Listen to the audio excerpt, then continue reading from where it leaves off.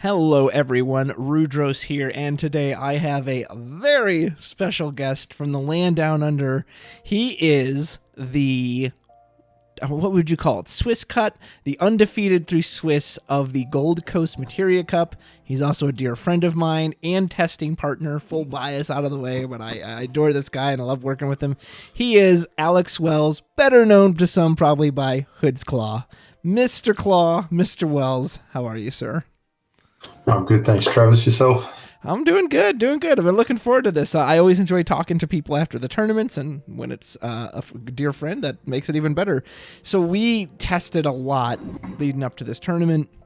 We definitely ran a lot of matches. Me and our buddy Ghoul, he tests with us a lot too, so we did a big old trifecta between the three of us, just trying to hammer out what to do, what decks to play, etc. So you ended up taking Wind Lightning, which pretty much since the set came out, you were pretty set on that one, or at least you really wanted to test it and play it. Like, is that true? Did I miss it? Was there something else you were kind of considering, or? Yeah, I think when the set first came out, I was kind of really drawn to like the Une, the Summoners, the Ico, that kind of package, but I just couldn't quite get comfortable with it in those first couple of weeks. So yeah, I think I saw the Cloud get used in a game on Octagon against me in kind of a bit of a win package. I'm looking like, shit, that was crazy. What that just tore apart my field. I was like, all right, cool. I want to look at that card more, like explore what that deck looks like. Can it overthrow Mono Wind, or can it kind of carve its own little spot for itself? Yeah. Well, and that was a big part too, that when we were testing, we teched for 13 a lot. We did a lot of testing against 13, which I know is maybe one of the reasons you picked that too, because out of the win decks, we felt like that one had the best matchup against 13, correct? Yeah, I think even though like it supposedly has the best matchup in air quotes, there was a period where I think I had the deck in the spot where I was really comfortable with, really happy. And then I think it was a day, I think Ghoul sat down, we started testing a couple of games, and I think I've lost 10 or 11 matches in a row within the space of like an hour against 13. And I'm sitting there being like, right, well, this sucks. Yeah. So I was back to the drawing board to try and start, like, because I was really focusing heavy on that, like 3 Man in Black, 3 Cloud, like just really all in on, let's just throw in like Mono Winds, normal core with a couple of like good extra kind of lightning cards around it. But then it wasn't quite enough. So it was a case of, all right, we need to start looking at like what other cards can we bring in to try and help even this matchup out a bit. For anyone watching too, I'll have his deck list in the description below so you can follow along with what he's got there. I know, again, we tested this so much, and we all said at one point, like, well, we don't want to over-tech for 13, right? Because, I mean, I kind of expected it in America, which didn't even show up there, but you said yourself the Australian meta can be kind of strange. People bring just kind of whatever they want. So we're like, man, what if we do all this work to see if it shows up? And you were there. Did it show up at your event? I think we got the actual metadata of what all the decks were at the event. I'm just trying to very quickly bring it up so I can share the update. But yeah, it was a case of, I think in the room, we were a bit of a smaller event. We weren't quite on the scale of the Benelux event that was occurring in Europe or Florida. That weekend, I think we had a total of 29 competitors compared to the other events, 91 and 99, I think they were. Numbers were, where did it disappear? There was 3 Fire Lightning 13 decks in the room out of 29, so still a reasonable number, but not that critical mass we thought there might have been. I think some of the early Japan tournaments looking at, I think they had a room where there's 24 players on 13 decks. Oh, wow. I was expecting numbers maybe not quite to that level, but still expecting quite a number of people to be on that, because it's just when you're going into an event where it's going to be a case of like, cool, you're going to be playing 5, 6, maybe more games in a row, back to back to back. Fire Lightning 13, they're generally really quick games, and it has a really kind of simple game plan in which it's a case of, all right, turn 1, have you got Hope or Vanille in your hand, cool. Play that, get the other, play Yeah. it, Search Lightning, hold, see if they can answer it. Yep. But I do wonder if, because we had that kind of extended period between like that starter coming out, people knew what that deck was trying to do and how threatening it could be, that a lot of people adapted and kind of had some tech for it. So that might have then, people who originally would have brought it might have thought, oh, hang on, everyone's going to be expecting this in some shape or form. Everyone's going to have some kind of counters built in for it. Yeah, I know Chris Matiski, I think in his breakdown of the event, said that he included 3 of the 2 CP Diabolos that break something that's either had its power increased or decreased, and he never cast 1 all weekend. Yeah. So, it is what it is. Well, and that's I know. I think that was one of the reasons you put this Yuffie in your list too, right? It was because it's like, hey, I'd mentioned that to you at 1.2. Is the Lightning Wind version felt very reactive to me, whereas I felt like Ice Wind can be very proactive. Hey, I'm just going to take your board out and then get your hand and your backups. Kind of same with Mono Wind. I feel like it has some proactive stuff. Hey, if you're not ready to hit me yet, I'm just going to draw a bunch of cards. But it's like, man, it almost feels like the Lightning portion is so reactive. You have to have a forward to kill. And I think the Yuffie was a really good answer to that. Not only is that card EX burst proof and just very difficult to deal with, you could put on early pressure on your opponent that like, hey, I can still set up and Yuffie's going to keep, putting pressure on you in the meantime. Yeah, I think there'd been a version of the list. I think by the time we got to the event, I'm just very quickly checking, I think I was up to the 13th version of that Wind Lightning list. Like every time I made changes, it was okay, all right, new version, let's see what it looks like as we kind of move through the process. And it was the weekend before the event that Yuffie came into the list and stayed there. Like back in like the 3rd or 4th version, we'd put it in and kind of practice with it, and I was like, I just feel like it's taking up too many slots. But again, after a lot more practice with the deck, kind of got to the point where, no, I think if we're going to come up against aggro decks, we need some kind of answer, and this is the best thing we've got to really just simple proactive, like you said, a proactive play just to get it down and attack. And now there's a body that they have to answer. Yeah, they can't just, if they're also playing that kind of game plan where they want to set up and kind of then come at you once they've got all their pieces in play, Yuffie kind of makes it a bit harder for them to get really comfortable. They kind of have to adapt and start to try and target her and get her off the field. Yeah. I think definitely she was, I don't think the deck would have done as well without her. I certainly had a couple of games where it was a case of, all right, here's Yuffie, I'm just going to hide behind it and let it get a couple of easy early points in and just clear boards with her special, because that special is crazy. Really helpful against those, slightly wider boards to take them out, and then having play her, attack with, have her on the field, attack, Doom the Living, kill a couple of things, potentially then play a card or two and then drop Cloud for 2 and kill anything they've got left. Was really really helpful. I think in one soiree game, I know it was a case of, I think I had Yuffie on the field, they had Adele, a couple of soiree members, they dropped a 5 CP, it might have been a Fasoya. I was like, awesome, here's Cloud, kill Fasoya, Adele, all right, Yuffie, Doom the Living, kill everything else. It's like just that really just clean play to just, all right, everything's out of the way. Next turn, either they need to rebuild or I'm going to come through and hit them for a bunch of points of damage. Yeah, the Cloud clearly seems to be the key reason to go into Wind Lightning. Obviously, you didn't use any of the other brand new cards we got, like the Verald and the... What even was the third card? I can't even remember it off the top of my head. Oh, it was a Gilgamesh. It was a Gilgamesh, yeah. Terrible. Yeah. But the Cloud, being 9K, being immune to Amaterasu, he won't die. And... like, I think that card would have been good to play at a full 6 cost, especially if you're getting 2 forwards off of it. But the fact that he can go down to 2 is just like, oh my goodness, it's just so strong. Yeah, even like, because we're running a Tomorous, like a Tomorous, after your second cast, it stands up 2 backups. Suddenly, any backup you've used to do those first 2 casts, you get them straight back to then cast Cloud.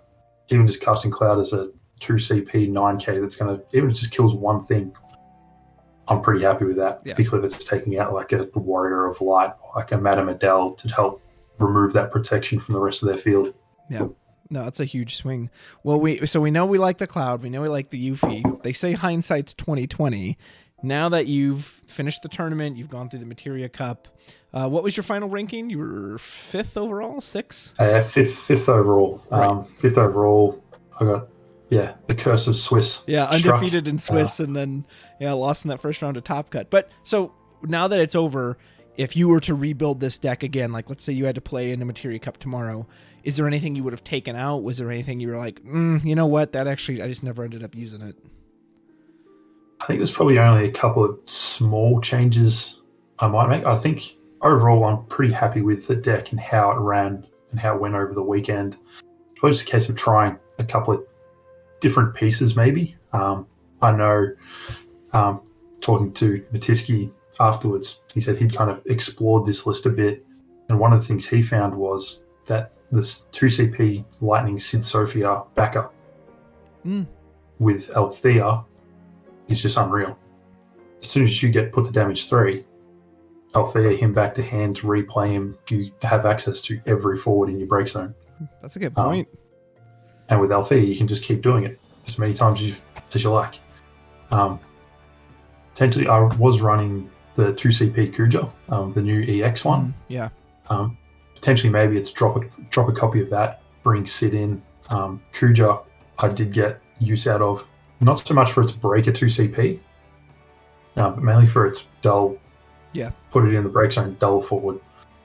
Just when, because looking at there were a lot of aggro decks, a lot of really aggressive, put pressure on early decks at that event, and it kind of, I think, at least in 1 or 2 games, definitely helped in that.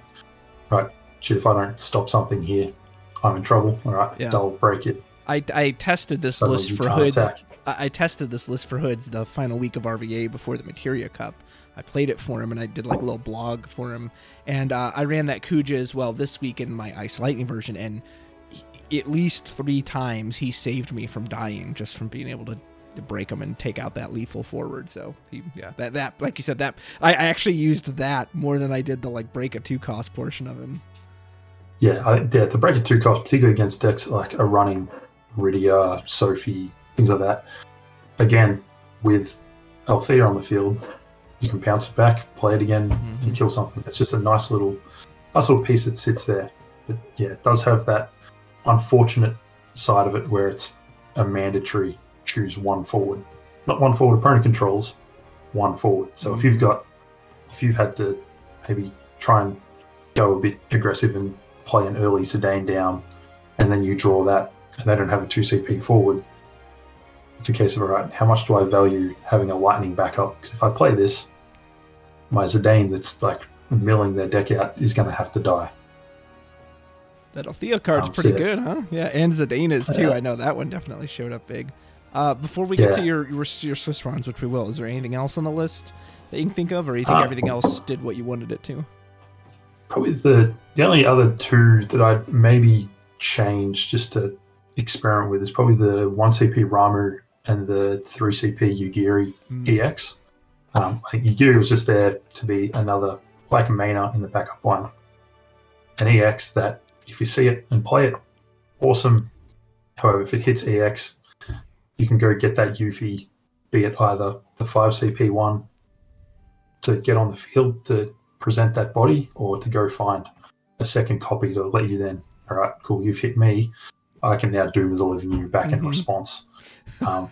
That'll teach you to attack. Yeah, I think I played her once all weekend. I don't think she ever came up as an EX. Like I said, played her once. I think maybe I'd drop her to find another forward, be it another copy of a Rosa, a Lulu, even maybe Zidane. Yeah. Because that card was unreal all weekend, as it tends to be most of the time. What forward that looks like, I'm not 100% sure. I think at the moment the deck's only on about 13 lightning cards. Gotcha. So yeah, I feel like if it was to come out, it needs to be replaced by something else with the lightning element attached to it. Because yeah, we don't really want to drop that count any lower. Yeah. And then yeah, the 1 CP Ramu, again, a card that was teched in there for that as expected 13 matchup. However, also that one I'm a bit iffy on. I'd consider taking it out and replacing it with a 5 CP Odin, the one that gets reduced by 3 at damage, damage 5. Yeah. Opus 13 Odin. EX. Yeah, kill anything under 5 or less. That really strong EX, really good for getting rid of those big bodies like Soiree, Warrior of Light. Whereas the Ramus can only hit 2 forwards of 2 cost. Yeah. However, being 1 CP, it's still handy to have in those storm turns where you can kind of play it, and it's not, if you're not on damage 5, the other Odin's going to cost 5 CP. It's a bit harder to cast it in a chain of other things. I think at the moment that one's probably going to stay in just a little bit longer, just to see.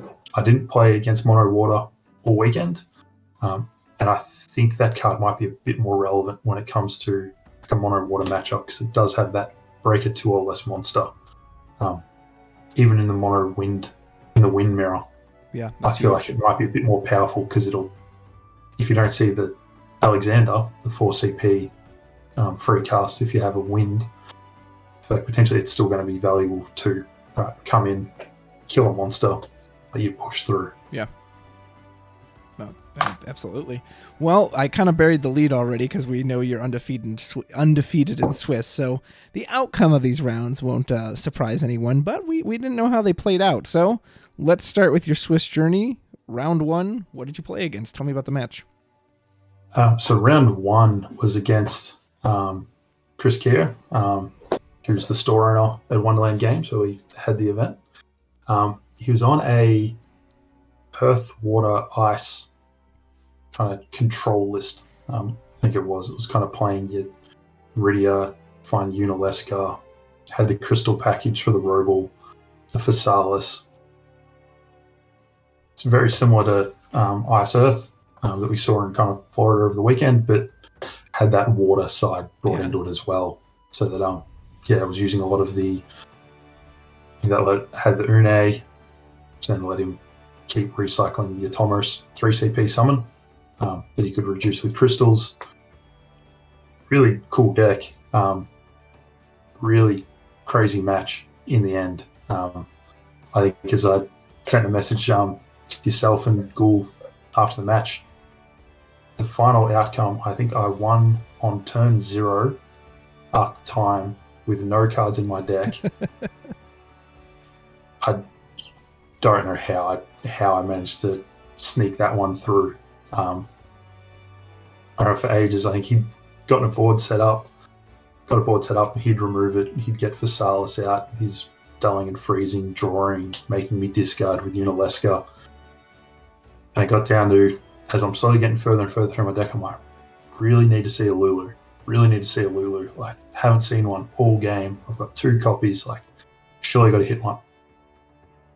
Got down to the point where at the start of my final turn, 2 cards left in my deck, both of them are Lulu.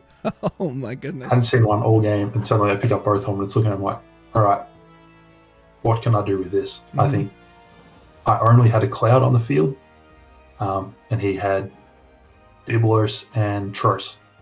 So 2 that I can't touch. They're really hard for me to remove as they are before he activates them. But yeah, I think it was a case of played Lulu, dug through my digging through the break zone, trying to find any summon that's going to help me. Think maybe Alexander. No, wait, if I break a monster, that's going to make me draw a card. I think he was still on 4 cards left in deck. So in the end, I think it was just a case of, all right, Asura, pick up Asura, cast it, gets a Dane, plays a Dane. First thing it rips from him is the 1 CP Lightning. The Ice, if you've got 2 or less in hand, it has an extra 1,000 power and haste. Mm-hmm.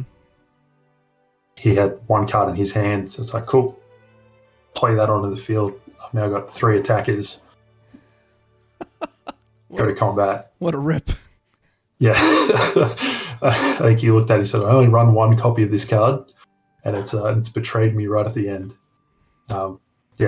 Attack, rip another one with Zidane, bounce Zidane with Althea, attack the Cloud and Lightning, and then, replay Zidane, rip a card, leaving him with 1 left in deck, so... Oh, so you beat him by deck out. It wasn't even damage. Yeah, I think it was... I don't know, it was either I found a way to get that last point through, or it was, a case of, got him on the deck out in the end, which... Yeah, it was pretty crazy. It was... Zidane's a heck of a card, huh?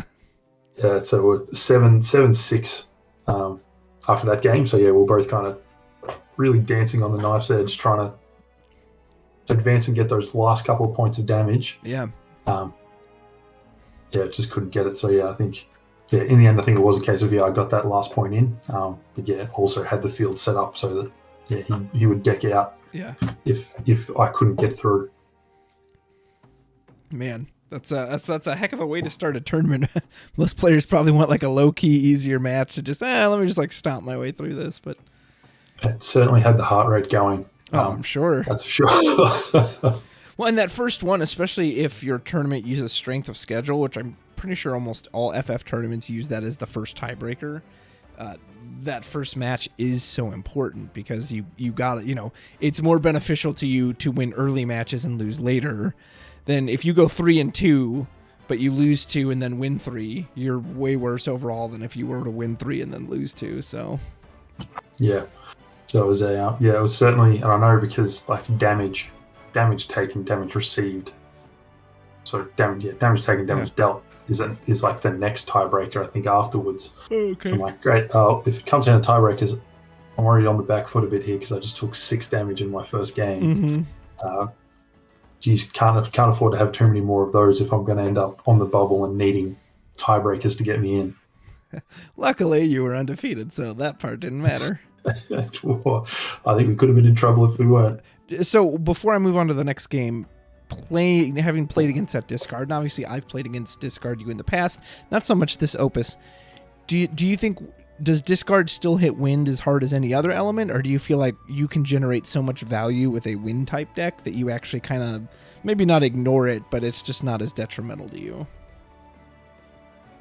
I think a few times I've kind of played, I haven't played against that really refined list that Okamoto and Viridian were on in Florida yet with this, but I know in the kind of couple of games I played against that archetype, that Ice Earth, in the lead up, I felt like it could be a bit coin flippy sometimes because it really depended on, particularly for any win deck, you want to get to 5 backups. Yeah, that's the goal. 5 backups as fast as you can, which sometimes means early on you're throwing out a lot of cards. You're going to be low on hand size, trying to get to 5, so then you can just rebuild your hand from there.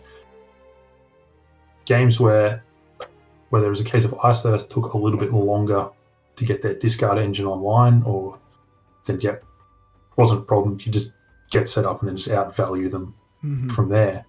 And particularly Cloud, because a lot of their forwards would be 5 or more, like 5. So you've got Phasalis, some were running Orphan. Cloud's just going to come in and pop them and whatever's kind of supporting them as well. And Evray is a crazy addition to any deck that's running wind at the moment. Evray Chocolate is like, what?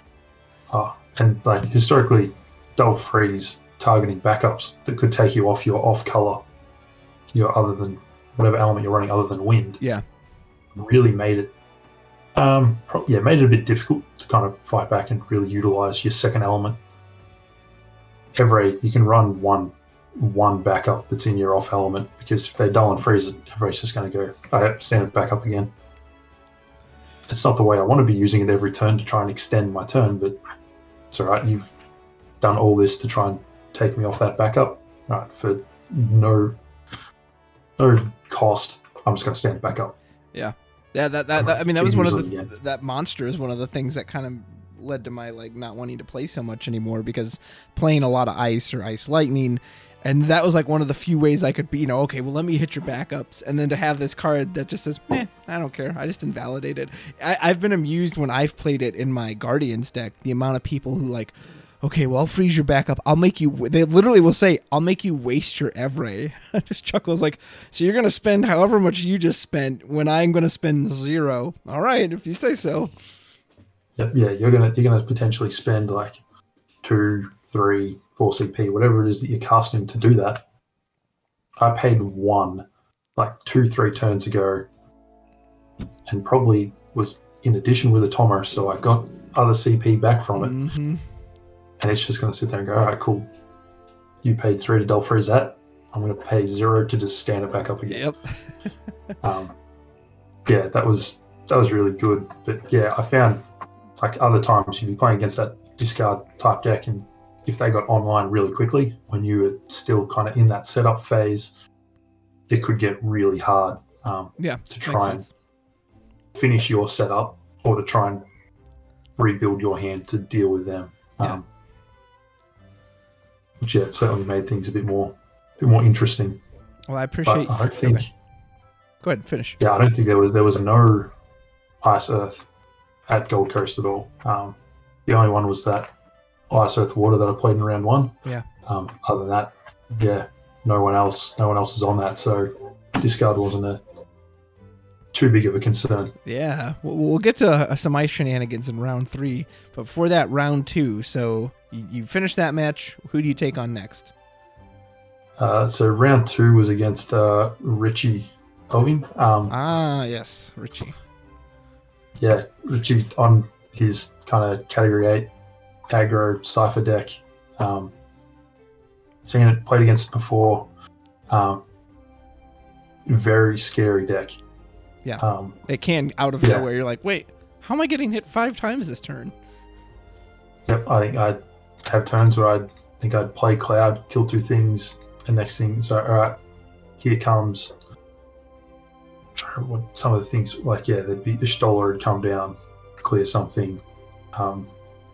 Gilgamesh coming in. It's like, all right, I'm just going to remove these cards from my break zone. All right, it's now dead. Gilgamesh, particularly like as soon as he gets himself to damage 3, and Gilgamesh has Brave and can attack twice in a turn. If you can't answer that card quickly, yeah, you can go from like 0 damage to dead very, very fast. Particularly when like Squall comes in. Yeah. Squall comes in for like 1 free. It can only come in for 2. Mm-hmm. Nope. Sorry, I'm rereading the card. He was on the Light Squall then, I take it? Yeah, the Light Squall, yeah. Yeah, comes in to reduce costs and essentially says, all right, cool. Every time I attack now, I'm going to dull and freeze something, and all my forwards are 1k bigger. Which with the Cypher 2k is huge. Yeah. I think probably my saving grace in this game was that his deck relies so much on dealing damage to yourself in that while I was kind of having to really kind of play defensively, he was just passively dealing himself those couple of points of damage, so that when it finally got to a point where I could kind of try and sneak back, like try and push back a bit, it wasn't like I was starting from 0. Right. I was kind of already hitting at 3 or 4 damage.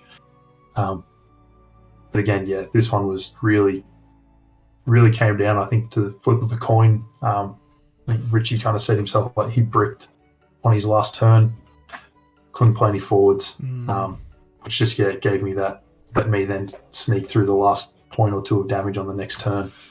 Kuja, the Kuja backup, this is the one where he really shined. Gotcha. This is the one where Richie got the Squall down, started the attack phase. When he wants to attack with it, it's like, all right, cool, I'm going to sacrifice Kuja, get it off the field to just dull that Squall. It can't attack. I've now got that. I've now at least going to keep whatever blockers I have here are still going to be able to actually do something and try and keep me alive. But yeah, Gilgamesh, he got the Gilgamesh attack twice off, once or twice, and yeah, it was a case where I think very quickly went from 1 damage to like, all right, cool, I'm on 6. I'm in some real trouble here. Yeah. But again, yeah, just I think it's a Dane from my side. Yeah, just a bit of haste. Yeah, let me kind of push through and sneak through his last couple of points that I needed to get back. Fantastic. Yeah, definitely. Good work, Yeah, sir. definitely a close game. Yeah, absolutely. Well, and so for round 3, this is one that you were on stream for. And I was casting it, so of course I was very excited to see you on stream. But I was a hair nervous because last time you were on stream, it definitely went a little rough for you. And so I know you were anxious to get that stream revenge, is what I think you typed afterwards. You were just like, oh, I got revenge for the stream last year. And this match was really interesting. So you were playing against this, it wasn't ice, it was like ice lightning, I think, right? It was like an ice lightning Terra man in black deck. And I think there was a turn or two near the start where he kind of looked like he was doing well. And then you like blew him out with a Doom of the Living, or maybe it was Cloud, or it was something. And you looked like you were in complete control. And it was like, okay, Hoods is just going to like roll to victory. And then he got to this point with the Terra and the Man in Black where he was just using these summons endlessly. It just felt like a rain of summons from the sky. And there, I was getting nervous. I was trying to be non-biased and celebrate both of you. But of course, in my heart, I wanted you to win. And so I'm like, oh my gosh, like, is this going to stall him? Can he like stall this dude out forever? Like, it was a crazy match. I don't know if you've gone back and watched it since then. Tell me about round 3. Yeah, I think I've gone back to watch a little bit of the start. Still need to sit down and kind of review, because I know, yeah, there was definitely a turn where I thought I've just completely misplayed. I've bottled this. I'm done. I've done the complete wrong thing. But somehow managed to, again, sneak it out in the end. Mm-hmm. Yeah, it's a really, really interesting deck. I think, like, big props need to go for Kyle for like how well he did with this. Like, anyone sees Ice Lightning backups get played, they're like, oh, cool, this is going to be like the Lightning, the El Cid. Mm-hmm. No one's going to expect, like, all right, here's Terra and 4 or 5 summons, and now your entire board is like dulled and frozen. Here's Man in Black as well. I'm just going to sit here and just control. You're never going to get to attack me, because I'm just going to keep them all pinned down for the rest of the game.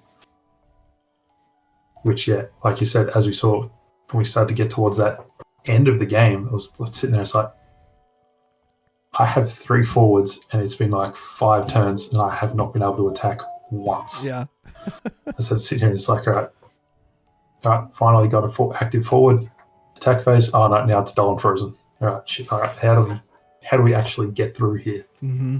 Well, and I found the Man in Black to be especially trying for your deck, because like you have forms of deactivation in Asura, you absolutely use that a few times, but the Man in Black just puts this debuff on you that says you can't attack. I don't care if you're still active, you can't attack. So yeah, and your Yuffie, like he was able to really hold your Yuffie down with those instant speeds. He doesn't even have to have a summon that targets it. He could just, hey, I dull some other thing where I do that, and then the Tarot will dull the Yuffie. Like, it was crazy. Yeah, just as long as he could stop Yuffie from attacking and getting that untargetable, just keep her held down. She's never going to get a chance to stand up and do her thing. I think probably the one thing I think that really worked in my favor was, I can't remember, I think I have to double check the stream, but I'm fairly certain his turn 1 was pitch to Castalian Empire Cid, Search Terror. Yeah, I think he did have a slow start. So as soon as you see the Terror, it's like, all right, I know what this is going to be. Mm-hmm. I've got an idea on. It's going to be a lot of summons. He's going to be trying to dull and freeze my board, which thankfully Wind has a lot of reactivation, so it's gonna be painful if he can get it online early. But if I try and outlast it, and I think he had a turn, I think, where he dropped the Terror and dull froze my 3 backups. Yeah, he did. My next turn, I just had to look at the cards, like, just gonna pass. Mm-hmm. Like, not much I can do with this at the moment. Well, I think he did that kind of early, and again, that's when I thought for a moment, like, oh, maybe this is like a good counter, because again, Wind needs its backups to be able to play. And then again, I think you bopped it off the field or something, and you had a really good like middle game push, and then he was starting to stall after that, and it's like, oh my gosh, is he going to bring this back? Yeah, I think as soon as he kind of got that Terror down, can't remember the exact cards I had in hand, but I think there was maybe an Atomos, an Evray. There was a few in there that was like, all right, cool. If I can get my 3 backups back, I can 7 cards in hand next turn. I can get all my backups back, play out some more stuff. I can kind of get myself back into this a little bit. And I think that's what it was. I think it might have been Cloud that I used the following turn to play it, kill the Terror, just to get it off the field, because the longer it sticks around, the more value it's just going to get, and it's going to make life a lot harder. I think Cloud definitely was the champion of this match. I think, there was a turn. I think you got Sarah Mobius down, followed up by Man in Black. It's like, all right, cool. Here's Cloud. Get rid of both of them. Bye-bye. Just move them off the field. And again, Zidane with, I think I played that. I stole 2 CP Ramu that deals 8k to forward, and his Sephiroth. That's what you stole Sephiroth. That was crazy. Yeah, so it's all right, cool. I've now got two more pieces of removal in an already kind of pretty removal heavy deck. Yeah. Because that certainly helped you in that mid game to try and he's running a low forward count. So as long as I can keep on top of his forwards, I should be able to push through. But as you said, as the game kind of got into the late game, Man in Black recurring like the 1 CP Shiva. And as soon as he got to those 6 Shiva in his break zone, dulling and freezing 2 targets and making me discard 2 cards every turn. Really painful. No fun. When all you want to do is deal 1 single point of damage. But like I said, I think I had a turn. I still remember what it was. I think I had a turn where I had a Sura in my hand. I cast it to reactivate backups when I was also and then also got Rosa not thinking. I don't know what I did. But Rosa 3 also triggered on the Asura cast. So it's like, awesome, I've just wasted an Asura because there's nothing I can do with my backups. It's like, why did I do that? That's so stupid. Like, a better play would have been Asura, get back Zidane, get all my backups back, play Zidane, go back to just ripping cards out of his deck. I think I remember that play because, we of course were chatting afterwards, and you said something like, oh, I almost threw it there for a second. And I said, yeah, I thought you were going to as well, watching you. And I think that's what it was. I was just like, oh no, what is he doing? I think as soon as I don't know whether it was a case of I just thought I wasn't on cast 3 yet, or as soon as I did it, I'm looking, I'm like, what the fuck have you done? You're an idiot. You know what's funny is I have these little D20 dice that I use for magic little spin downs, and I kid you not, when you were playing or anytime I saw Wind Deck, I would put one of these on my desk and I would tick up with the cast counters just so I mean, and not that if I know it, obviously the player doesn't know it, but just to keep track of that, because it's easy to lose it, especially when you have those long involved turns, and if your opponent's responding, it's easy to forget, wait, what have I even done this turn? Like, it was a weird kind of matchup, but I think particularly the Ramus in his deck, like constantly just killing my monsters. Like, I get a Tomos out, all right, Ramu, kill Rosa, break a Tomos. It's like, well, that's annoying. Can't do much about that. Right, they're gone. Really, that summon was really, really good in that matchup. But I think it purely got down to a case of not sure what his hand was on the final turn, whether or not he just didn't get. Seems he might have just drawn 2 backups, or couldn't get that last summon out to dull and freeze me again. But it came down to 2 cards in deck when I finally got the 7th point of damage through. I knew you were very low. 6. Yeah. I got into 6 really quickly. And then it was just that Man in Black, 1 CP Shiva, just constantly saying, all right, cool, they'll freeze those 2. By the time I'd get something, I'd use like Asura to stand something back, stand 2 forwards back up again. He's like, all right, no worries. Shiva again, they'll freeze them both. And it's like, stop it. Trying to win. But, it was definitely a very cool game. Yeah. It was a treat to cast it. It was, and not just because obviously I got to see you win, which was exciting, but it was back and forth. Like, even though I wanted you to win, it was exciting when he was stabilizing, like as a viewer of the game, and like, oh my gosh, like this guy might pull off a comeback. That's crazy. So, I love you, but I'm always happy to see a win deck get taken down a notch. It was certainly a case of like there's just nothing I can do. Like I'm playing Wind and Lightning. If I was on Earth, man, it'd be nice to have a Mist Dragon. Right. Woo. Get rid of all those shit. Yeah, that just even the reactivation from Asura just wasn't enough to push through. Yeah. Like to get those couple of points through. But yeah, certainly looking back at it, I wonder had I not had that brain fade around that Asura Rosa turn, maybe we might have been able to push through for the win a little bit earlier. Yeah. Because, Zidane, all his summons were just helpful for me to get, taking these Shivas, anything that just would let me get something of his out of the way. I would have been real happy to have taken another one of his Man in Blacks, because that would that'd have been amazing. Would work very nicely for me. But that was a really good game. Our other, our testing partner Ghoul, that Terra is like his favorite card in the game. He absolutely loves that card. So part of me wonders if like he might have been kind of happy even if you had lost there, been like, look at what that Terra did. That card's so great. So we'll have to ask real big on that Terra, and that's Sarah Mobius as well. I know, yeah. 2 CP Ice card. We have some fun arguments about that one. Okay, so we got to all enjoy that on stream. After that, I just had to hear the reports. You move on to round 4. So everything sounds like it's been a gruel so far. Like you didn't get to just coast through any of these.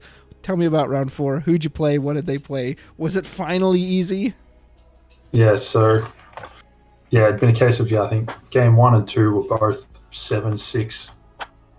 Game 3 was another slugfest like game 1, just trying to really break a stalemate and push through. After round 3, we had lunch and asked, did it get easy? Round 4 ended up being quite easy. I was matched up with Brian, and unfortunately he was late getting back from lunch, so I got a free win. Oh, yeah, it doesn't get much easier than that. I forgot about that. Missed the start of the round. I think we got about 5-10 minutes past the round time of starting. Hadn't made it back, so win given over to me for that one. So a bit certainly once he arrived, we sat down and we did play it out, which was against his kind of soiree Warrior of Light deck. Again, Cloud, Yuffie did their thing, kind of sat there and just kind of picked his board down, didn't really let him set up. Yeah. Which was helpful. Yeah, there'd be times like he got Adele and a soiree member down alongside a Warrior of Light. It's like, all right, cool. Here comes Cloud. Like Yuffie, Doom of the Living will kill the Warrior of Light, kill the Adele.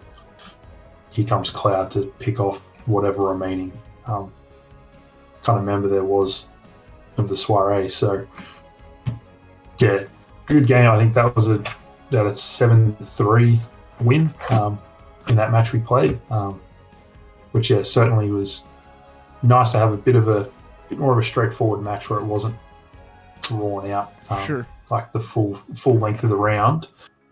Is this certainly? Is this the same person who made it to Top Cut who won? Yes, this is the same person who I then went on to face in round 1 of Top Cut. So we'll get there. Man, what a flex. He's just like, I don't even need to show up for a match. I'll just win this whole thing anyway. Yeah.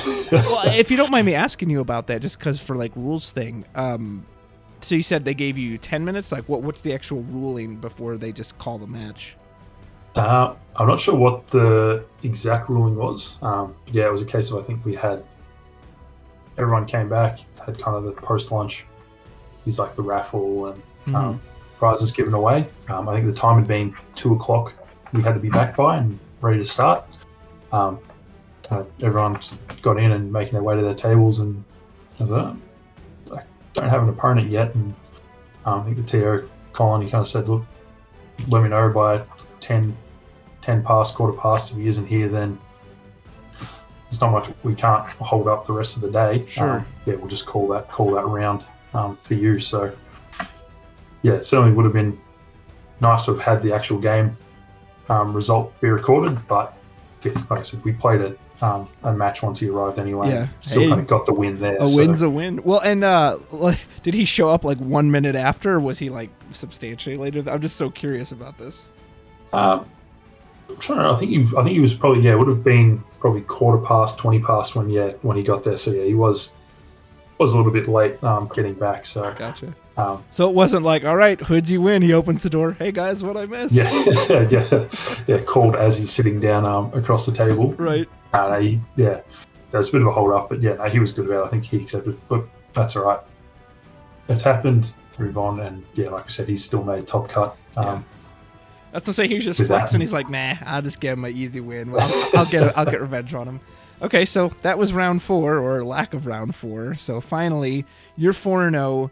You know you're guaranteed top cut at this point, right? If you've gone 4-0, there's no way in heck that there's just no way you won't make top cut. So did you feel more relaxed at this point going into round 5, or were you still kind of like, you know what, I really want to be the Swiss winner? Like, how did that feel? I think, going to that last round, I think there's certainly a level of nervousness around it, because I think we'd seen throughout the day, they put the standings up and you could see how people were going, what their records were. I know that I didn't know, I think until maybe the second last round, what the deck that John was going to be on, my final round opponent. Until I kind of found out it was true. And like, I'm looking at the standings, and his damage taken is like, after three rounds, he's like 7 damage taken over 3 rounds. And I'm at like 18, 21 damage taken over 3 rounds. I'm like, right, so there's going to be some, like, this is going to be an aggro deck of some sort. And then, of course, it's Dragoons, which, can be quite aggressive and have that board clear with Freya. A lot of the Dragoons come in with haste, or they have, I haven't seen his deck list, so the assumption is there's potentially going to be Barbarissia, which is going to give everything haste. Yeah. So definitely a little kind of nervousness around, like shit, what am I about to get hit with? But this will be a really good test for maybe not the anti-13 tech that we put into the deck, but definitely a chance to see, all right, Wind Lightning's potentially the one that people think has the best chance against aggro. Yeah.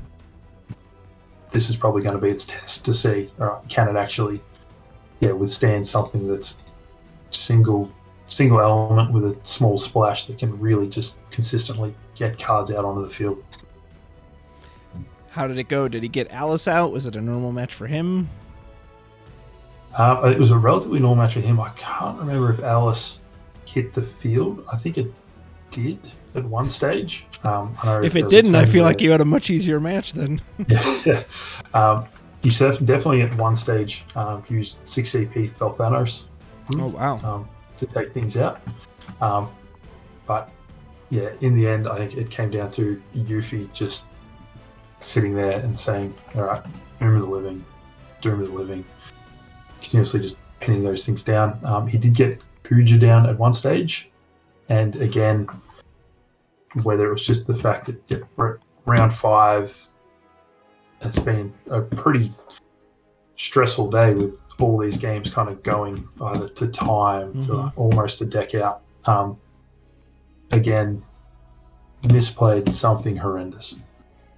Sitting there, 2 Yuffies and an Asura in hand, Yuffie on the field. He's Kuja to dull my Yuffie before it can attack. And then on his turn, I'm not sure whether it was a case of I forgot Yuffie was dull or what I did, but I ended up pitching a Yuffie and Asura to reactivate my backups, and they're looking at it like, oh yeah, my Yuffie's dull. I can't Doom of the Living. Oh no. Again, just a really simple mistake. Like, yeah. I was sitting there looking at it and I'm like, as soon as I did it, it's a case of like, oh, can't take that back. Why did you do that? But yeah, thankfully, again, Zidane with haste, Yuffie, Cloud kind of came through. Again, I can't remember the final damage result. He definitely had me up around 4 or 5 points of damage. Yuffie, he did get the Freya off. He did Freya and clear my board at one stage, so took out my Yuffie that way. Thankfully, it was a case of Yuffie in hand, replay it. I was able to Asura, get a Zidane back, play Zidane. I think I stole another copy of his 3CP Freya, the Cherry Blossom one. Yeah, which has haste. So it's like, all right, cool. That's taken the threat of another one of those away a little bit, because I know he can't draw it. But yeah, just got behind those two and their haste to kind of sneak through that win. But yeah, definitely there'd be times where 5CP Dragoon had come down, backed up by an RNA or the 2CP Dragoon that gets power for every other Dragoon. It's like, all right, cool. Here's Cloud. Both of them go. Yeah. Yeah, the 2 5CP Dragoons, the RNA, the starter RNA, the 6CP one, yeah, just proved to be, all right, cool. Really made sure that I was getting full value off that Cloud every time he came down. Yeah, Cloud's huge. I definitely felt the difference when I didn't see that card when I was playing it for you. Good old Dragoons. I have a comment too about that error you made where you said, oh, my Yuffie was dull, and I'd kind of pitch these cards.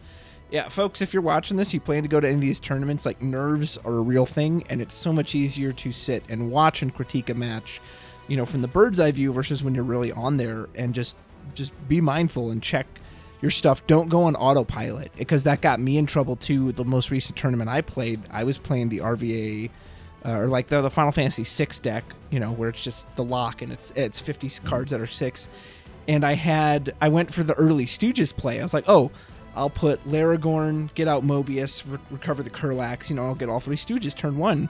And so I went for it, just seeing Laragorn, and I was like, okay, easy. I go for the play, get Mobius out, and realize, wait a minute, I don't have Kurlax. Like, there was nothing for it. So I literally and it was too late, I'd already paid for it and committed to it. Laragorn into Mobius, no recursion, and I just sat there like, well, I guess this match is over because I just blundered myself. So just, it can happen to the best folks. It can happen to the worst folks. It can happen to whoever. Like, just, be mindful. Make sure, don't just have that autopilot of, this is the combo, right? This is how it always works. So I appreciate you mentioning that moment, because it's definitely a good learning time. Yeah, no, definitely. And I think John's words to me were, I can imagine you're probably not used to Yuffie being dull on your opponent's turn. Yeah. Yep. I'm used to that card just being untouchable. Yeah, you've got that autopilot. Well, of course, I do that all the time. Out of 80 matches, I'll do it 80 in a row. Well, but that 81st match. So congratulations on your perfect round 3 Swiss. You must have been feeling pretty good after that. Sounds like it was all very stressful other than the free match. Like, everything was like kind of a fight and claw, scratch and claw kind of thing. Yeah, it was definitely, I think particularly being on a deck like Wind, where it wants to really get set up before it can kind of then get that inevitability where it's like, all right, no matter what happens, odds are in my favor here. Being kind of that early meta tournament, a lot of people finding things out, a lot of people bring aggro to those events, because it's a case of, everyone's going to be trialing new stuff. Aggro is going to, before those decks are fully refined down to, this is the perfect 50 you need, aggro is going to clean up some of those more unrefined lists, which I think, looking at what Top Cut ended up being, I think, we had quite a few decks that either were aggro, like the 5CP Golbez, Water Golbez list, which is just pure, here's Golbez, and now I'm going to get a free forward every start of combat. The Dragoon list, I'm just trying to bring it up again, and then like the Soiree lists, like Richie's Cat 8 list, very aggressive, very kind of in your face pressure early, and then the Soiree list, again, it kind of wants to set up because it wants to play that Warrior of Light, but also it can still just go for, all right, I'm going to play a couple of Soiree members really quickly, and suddenly I've got 2-3 backups and 2 forwards. and an Adele protecting them by turn 3. How do you answer this if you have that slightly slower start? Yeah. No, definitely was a really good day. Really happy with how the deck went. I think I messaged you. I was messaging a couple others as well the night before, because we'd had a winner box the night before the store had put on, and I'd played a different deck, and I was like, I think I came second in that with the deck. I'm like, man, I really like this deck. I've played at this winner box. Like, you were tempted to switch, weren't you? Maybe we just we'll just forget about Wind Lightning and 5-6 weeks of building this, like I said, 14 versions of this deck. Throw that out, and let's play this new thing that we built like a week and a half ago. Yeah, take this is great. And I think I'm very happy that I kind of day of I had both deck lists written out, because I like to write my lists out. I had them both there in front of me. And I'm like, I had Colin come up to me and he's like, I need a deck list from you. Looking at it, I'm like, I don't know what to pick. And then I'm like, look, my gut was telling me go to the other list. I'm like, no. Listen, Brandon, like, spent time with this Wind Lightning deck, put a lot of effort into it, it would be a waste. Everyone's time, had multiple people help you look over it. No, reward that effort, take that deck.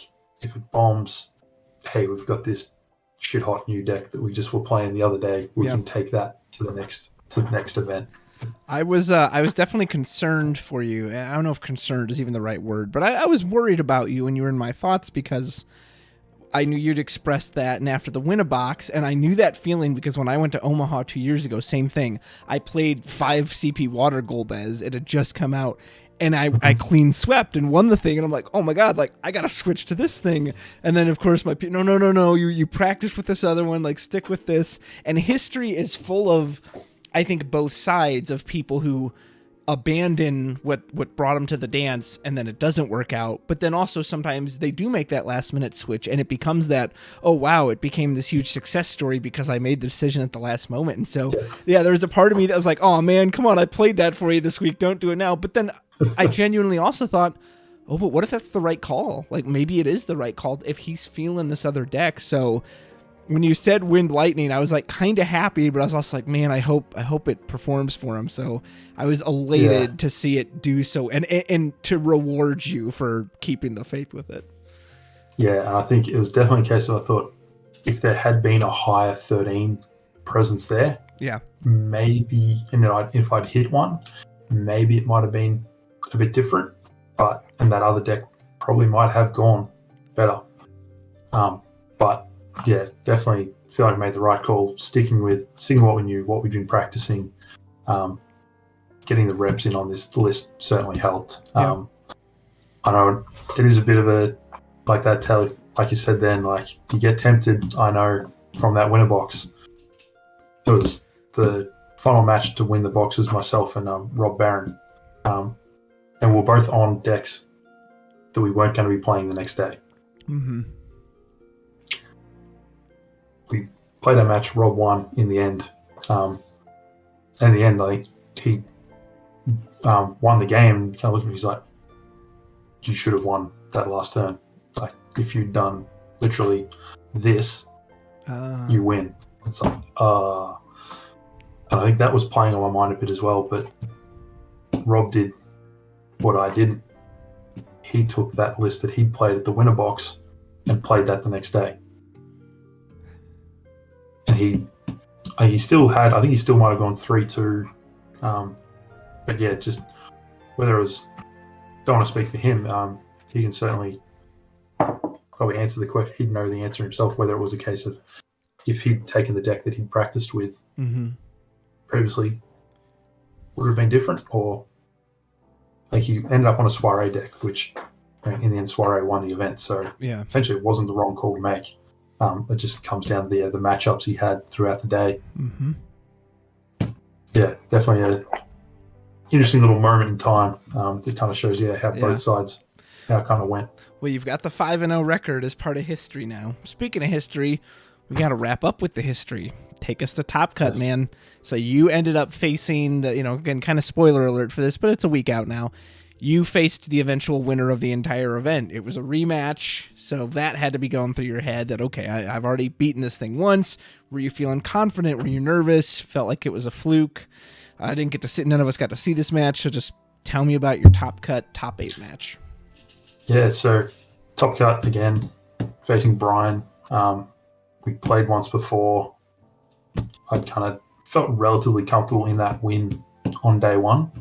I don't know, I think the lists had all been sent out the night before. And when Brian's got sent out, it came through as Warrior of Light soiree with Arc and Chaos in it.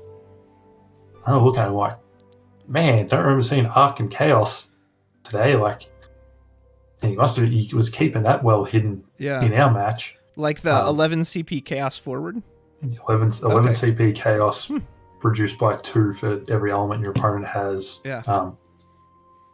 Like, really cool little combo for using Arc with the new Arc summon. And then it was about a couple of hours later, a message comes through in the chat being like, oh, wait, hang on, that list's actually wrong. Here's the actual list that I'm playing. And it's the one that's now up on FF decks, where he kind of said himself like, yeah, I chickened out like the last minute from playing Arc Chaos.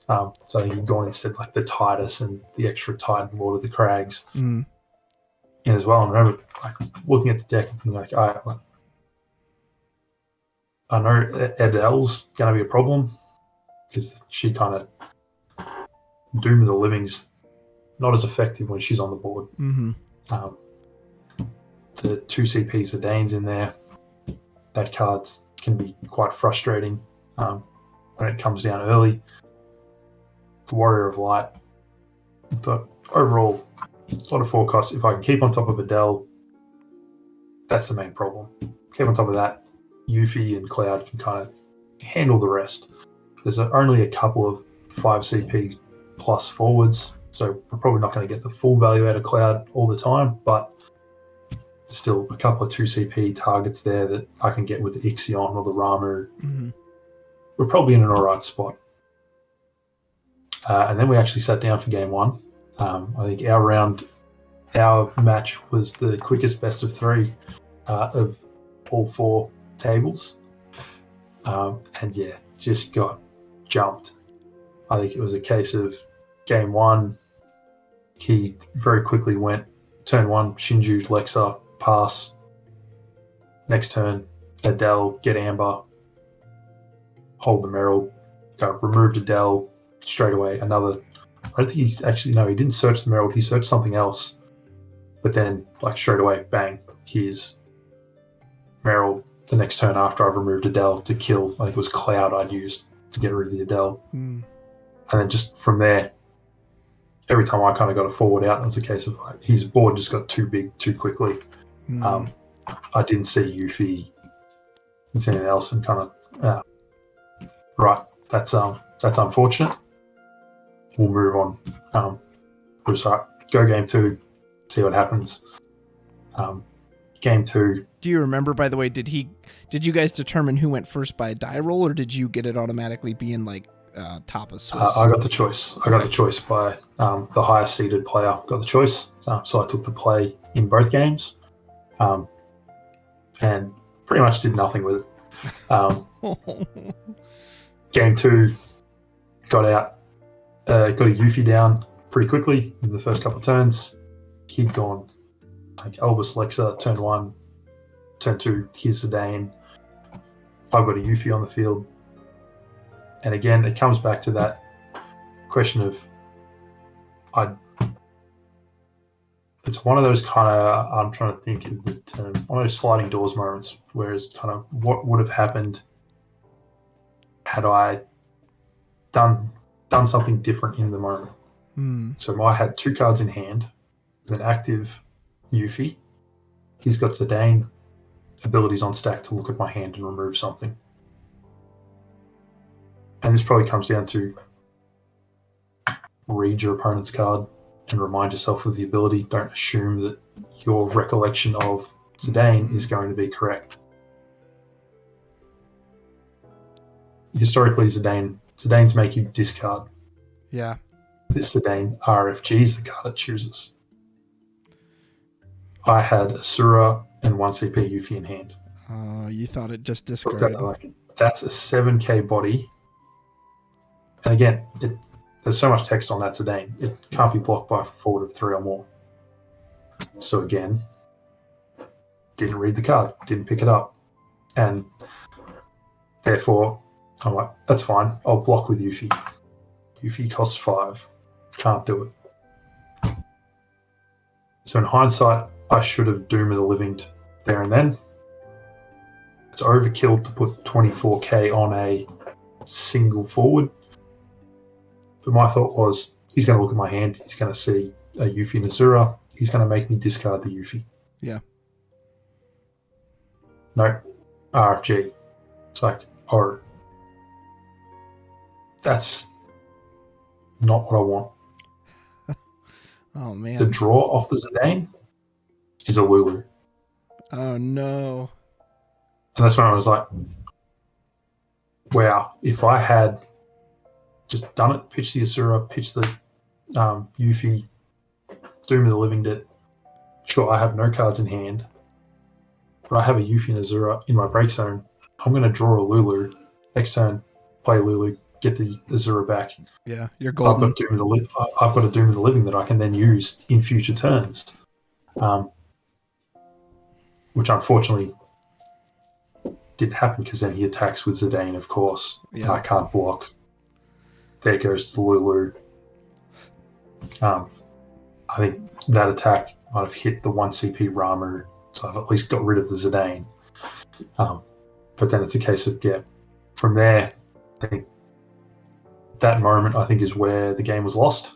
And it was lights out. Because from there, it's a case of he gets Warrior of Light out, attacks, and then I think he was waiting to see if I would have Doom of the Living to kill the Warrior of Light on the attack. I didn't.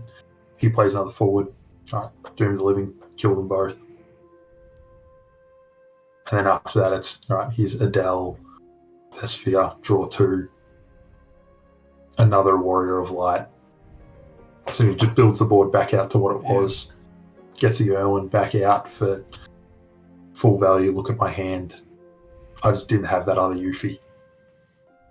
If I'd Doom of the Living on that earlier turn, what would I have had in hand? Asura, with the ability to go get that Yuffie I needed. Yeah. So yeah, it was certainly a moment, could have taken back, would have, but I think it's certainly a case to be made for take your time, read the cards. Yeah. Don't assume knowledge of your opponent's deck, but especially with new cards, like from a brand new set, even if you think you know what it, again, if it's from Opus 14, we all know what Opus 1 Shantoto does at this point, but a brand new card, you never know. So just read it just in case. Yeah. Especially if it's one that shares a name like that was it. Because like you said, in your mind, you're thinking, oh, well, they all discard. Yeah. And he does this too. He does a thing like that. He takes a card out of my hand. So I can understand why you made the mistake. Yeah, it was, unfortunate. I'm still not 100% that. I probably looking at how the game was going after that point, in which it was a case of he was very much on the front foot from turn 2, pushing that damage, pushing that pressure.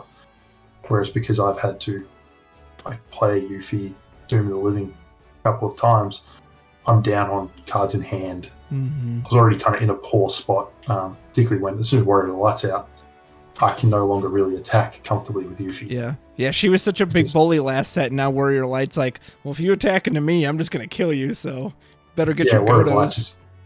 Warrior of Light just gets to kind of step up and be like, all right, what you want to do what now? Nah, that's not going to fly. Unless you kind of can't attack unless you've got that Doom of the Living there ready to attack, reactivate, immediately Doom of the Living. And he even said afterwards, he's like, that turn where he got Warrior of Light out, and then on my turn, I'm sitting there looking at my cards and go to attack, and I don't swing Yuffie. He's like, it was he knew kind of it was done then. as soon as Yuffie loses that untargetability, Yeah. it gets a lot harder to. That's what makes her good. Yeah. Without that, she's just way, way worse. Yeah. So yeah, I certainly still think, just looking at the way the game is going, I don't think I would have been able to push through and take that game to win either way. But certainly kind of that what if moment of what if I'd actually done this? I would have saved myself a point of damage, had a loaded break zone ready to go. If I knew that I was drawing Lulu, sure, maybe I wouldn't have. Maybe I would have done it. Like, been a little bit more kind of willing to do it. Whereas I think maybe it was a case I was wanting to try and let him remove that, like take that card out of my hand so I could draw, to try and find some more answers to help try and build my board a little bit more. Yeah, it certainly felt maybe a little bit like overkill to essentially pay 4 to kill a 2 CP body. Sure. But yeah, the value that Zidane gives is quite high. Yeah, quite high. Well, that was your tournament run, sir. Is there anything else you want to add about it, or you feel satiated? No, nothing else really to say about the event. Like, yeah, congratulations to Brian on the win. Like, yeah, I think he went on and took it out from there. But yeah, definitely like all the games I played were great games. They're really close.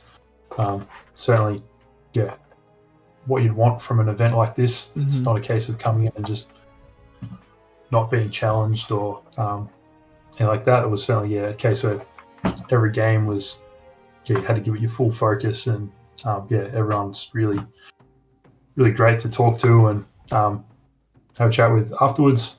And yeah, certainly, congratulate, like, the store did an awesome job hosting the event at Wonderland Games there in Gold Coast, and definitely keen to. Hopefully they'll get another event next year and can head back again. Awesome. Well said, sir. Well, so that wraps up your tournament round. We've been talking for quite a while here, so now I get to throw some quick fire FF questions at you. You can answer before I let you go on your merry way. Okay, so we'll do a little best and worst, favorite and least favorite. So, what is your favorite card from Opus 19? Ooh, favorite card from Opus 19. Let's go. So probably, look, I'm going to cheat a little. I'll say probably 2 cards that I would say at the moment kind of favorite from the set. The first one would have to be the new Warrior of Light, the 4 CP multi-element. Just really interesting to see what it's doing to like the deck building space and like the creativity some people are coming out with it. Like, there's so many different ways of building a backup line that lets you utilize that card. Like, even looking at the Gold Coast one we had with Brian, he was on Soiree version where he's playing the Soiree members, the Shinju, Lexa, Elvis, and even the Luca, to get those 3 different colors. Whereas then I think Troy's deck, he's on the Sky Pirates. He's got a couple of the Soiree members there as well, but then he's got the Penelo and the Philo, which that's a great way to say, all right, cool, here's Penelo, Philo, I've now got wind and water. If your opening hand has Penelo and Philo, go get the Varn. There's wind, water, fire, and you can alternate which one you use either for. It's just a really interesting, then you've got others that are using like the class Moogles, Tyro and Shantoto, or Tyro at least is seeing a bit of a resurgence popularity because it easily gives you all the elements. The Kate Sith 11, I think it is. Yeah. Again, another card that saw some playing like Mono Earth style decks with Riku, but now it's a case of like, cool, here's a card that'll get me a forward, and as soon as I hit damage 3, boom, I've got every element in one backup. It's just really interesting seeing that kind of the creativity it's bringing to deck building. A lot of people seem to be more willing to dive into those 3-4 color decks than they were previously, which is really, really cool to see. Really, it certainly makes me more interesting when you sit down against an opponent and they go, all right, you see them start to go to a couple of different elements. You're like, what version is this going to be? Like, is this a Soiree one? Is this going to be I think Troy's one was running like retainers in it along with like some 13 stuff. And yeah, like Cecil to cheat the Warrior of Light out if you can't get the backup set up. Mm-hmm. Yeah, really interesting. And then you've got others that are running like we saw in Japan, like ones that are running on more summon heavy lines. That are really big variety, and of course there's others that use Refia as well. Mm-hmm. So really interesting spread of decks that are all focused around one card is suddenly getting people to explore and look at, which I think is actually really cool. Then second card, of course, is Une. Like I said, I'm a big fan of summon-based decks. I played the absolute shit out of Rydia, the Opus 15, cast things for free Rydia, up to and even after Mastery got banned. I think Une potentially, brings something back to that deck that we kind of lost after Mastery got banned. It doesn't, nothing will ever take Mastery's place. Sure. She was phenomenal for that list. The Une certainly makes things a bit more interesting. It gives you a reason to be running more like that kind of higher number of summons where you pitch them. It's like, all right, cool. A couple of these big high cost ones, they're not going to be, I'm not going to cast them. We'll be trying to free cast them until later on in the game. But early game, sweet, they can go there. Une fodder to get her out for 4. Suddenly we've removed your like color fixing backup. We've removed like a key forward you've got. Mm-hmm. Really makes it a bit really interesting card. A lot of fun. Just wait till they release Mastery 2, The Revenge. It's the same card, except it reduces all summons now by 2, and then you only have to expend 1 summon from the break zone for her effects. I would love that so much. I'd quit the game for the 5th time. Nope, I'm done. I'm super duper for real serial quitting, guys. All right, so that's your favorite, of course. What's your least favorite card in Opus 19? Least favorite. It's not so much a card that I like despise. It's just for me, it's going to be the lightning. Like that's fair. The light starter lightning, not because it's a bad card or just all the decks I like to play are that more mid-range combo control style deck. You don't like dying in 3 turns? Lightning's a big. No, you're not allowed to do that. Certainly a card in like an archetype that has its place in the meta in the game. I certainly don't have a problem with if you choose to play 13. That's great. Play 13. I personally just like to get to 5 backups and be allowed to do my thing. And Lightning doesn't let me do that. Yeah. Like I said, it took 14 versions before I got to a version of the Wind Lightning deck where I felt comfortable taking it to an event like the Materia Cup, because for a while there, it was a case of like, I really love this deck, I really love playing it, but if I play against 13, like, I'm not gonna be able to do anything. Like, I can't take this. It took a lot of work to get to that point where it's like, all right, cool. I feel comfortable. If I play against 13 now, I'm not guaranteed to win by any stretch, but at least I feel like I can put up a bit of a fight. I'm not just gonna. You've got a chance at least, yeah. Yeah, I'm not just gonna pick up my deck and go home after they just go hope Vanille turn 1. Yeah. Certainly it's not an archetype or a card I'd like to play, but can certainly appreciate its power. But I wouldn't be upset if it got limited. Yeah, I might say, but again, that's a me problem. No, I mean, trust me, you're not the only person who gets frustrated by that lightning. It's not like everyone else in the world's like, well, this is amazing. I really like not playing the game. I love dying in 2 turns, 3 turns. That's great. Pretty good. Okay, so you've obviously played other card games, possibly still play them to this day. We talked about a little Magic the Gathering before you jumped on here. What is compared to other card games, what is your favorite thing about the Final Fantasy trading card game? Whether it's a mechanic, card style, design, artwork, you name it. You tell me what your favorite thing about the game is. There's probably a couple of factors that kind of brought me to Final Fantasy, because I know, like, we've spoken about before, like, I didn't start playing until Opus 11. Okay. So I kind of picked up the game, got a few locals, and then almost went straight into like COVID lockdowns. So really restricted. So like playing through Octagon and like meeting and playing people online was something that kind of it's really enjoyable during kind of that 2020. It's just, I think, a case of just the mechanics, like that fact that unlike Magic and other games, if you don't draw a land, Magic's the main other game I've played. If you don't draw a land, or you don't draw enough lands, or you draw too many lands, you can't even play the game. You can't do anything.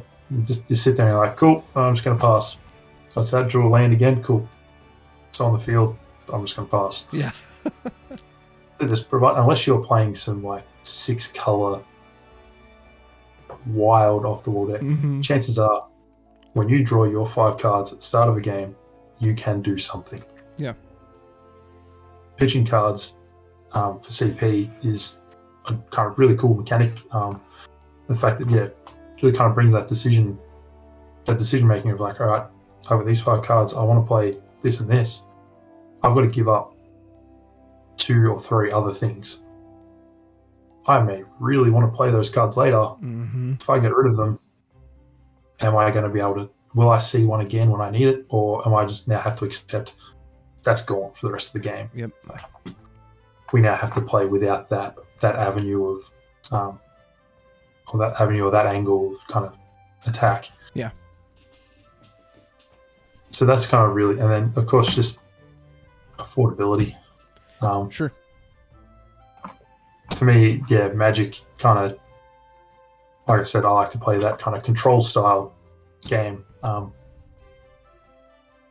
If you want to play control in Magic, it can be pretty pricey to get like a really competitive deck together. So for me, Final Fantasy, it's just been a game where it's pretty easy to keep up with the sets. The sets released at a consistent pace. It's not like Magic where it's a case of like, here's a Modern Masters set, here's a Commander set, here's the next standard one. Like, they seem to be on a pretty constant, which you don't have to keep up with, but I don't know, I like to look at all the cards. Yeah, no, that's very fair. Yeah, it's a, it's just, interesting. It's really, I find it to be a well-designed game that, has, like, look at the variety of decks that were present over the weekend. Sure, there has been periods in the past where we have had a single deck that's dominated, like the Sophie Doga decks. Back in the day, where it was a case of if you weren't playing Sophie Doga, what were you doing? Or the Stern, like the Stern decks. But I feel like at the moment, like we're at, like looking at all the different Warrior of Light decks that were present over the 3 major events. I'm not sure if Japan's lists have come out as well, because I know that weekend just gone, I think there was, Australia, Europe, America, all had Materia Cups, and then Japan had a Masters, one of their regionals, I think it is, event on as well. So there's 4 large events on across the world, and all have wildly different decks represented. Like Category 6 won an event, came second in another one. Ice Earth, very surprising. Like Ice Earth, like I said, had no presence in Australia, wins another one. It's just at the moment, I think we're in a really cool spot where there's heaps of different decks and a lot of kind of room for individual style and representation to come through. Well said. Very well said. Well, and my final question for you then, the opposite of that. Okay, what's your least favorite thing about Final Fantasy trading card game? Again, It can be whatever you want. Mechanic, artwork, lack of mechanic, I don't know. The cards smell funny, whatever you can come up with.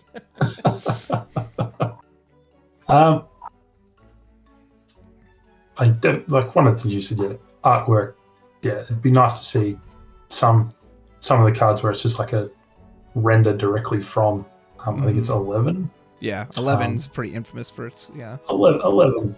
Like, it'd be nice to see maybe some of those cards have a different artwork, a bit nicer. I think for me, I think the main thing is I would love for the game to be pushed a little bit more by, not Square, but have a bigger player base. Like, the players we've got, the community we have is amazing. Like, every time, I think there's photos put up from the Australia event. After the event, almost everyone's going out afterwards, getting dinner, drinks. Like, it's a big get together. It's a social event as well as going for a tournament. Yeah. It would be great to see more people come into the game and to see like that community grow even more. And so more people, the better the competition. Well said. I think I would struggle to find someone who would be remiss to see the company push it more. I'm sure every player would want that. My friend, Mr. Claw, that's everything I wanted to ask you. Was there anything else you wanted to talk about, say, shout out, whatever, off the top of your head? No, I think probably I would be remiss if I didn't give a quick shout out to my wife for her support and willingness to let me travel around the countryside to play a card game. I think her words were when I told her, like, oh, there's an event in Gold Coast I wouldn't mind going to. Her those were, yep, I'll go. I'll take a holiday to Gold Coast, no worries. So no, she's been really good support. And then of course, yourself, Duel, everyone else that I've spoken with that kind of gave their thoughts on this deck. I feel like it surpassed expectations going to the weekend, and excited to see what we can do with it next. Absolutely. My friend, it is a pleasure. If you live in Australia and you're a competitive FFTCG player, you better watch out for this guy, because Ghoul and I are going to be whipping him into shape. He's going to be sharp as attacked, try and get some other undefeated Swiss rounds, and we're going to get him to nationals, and then you guys better watch out. If you think you're a good Australian player, well, we're going to make sure Alex is coming for you. So thanks for joining me. I've got to remember what my own cards do, I think, before I have to worry about that. Yeah, that's true. That one night session is going to be, we're just going to do like literal flashcards and just flashcard. Right, what does this do? What does this do? What does this do? No, that's wrong. It's 1,000 damage, not 2,000. God, you're hopeless. Oh, man. All right, man. Well, thanks so much for coming on with me. It was great to hear all that. Great to talk to you. Of course, folks, if you have any questions, comments, feel free to leave them in the video description below. I'll have a link to his deck list there, as well as the entire Australian tournament. And if you like what you see here, feel free to like and subscribe. You can check me out on Patreon if you're interested in supporting. Not required, but always welcome. And until next time, take care. See you later.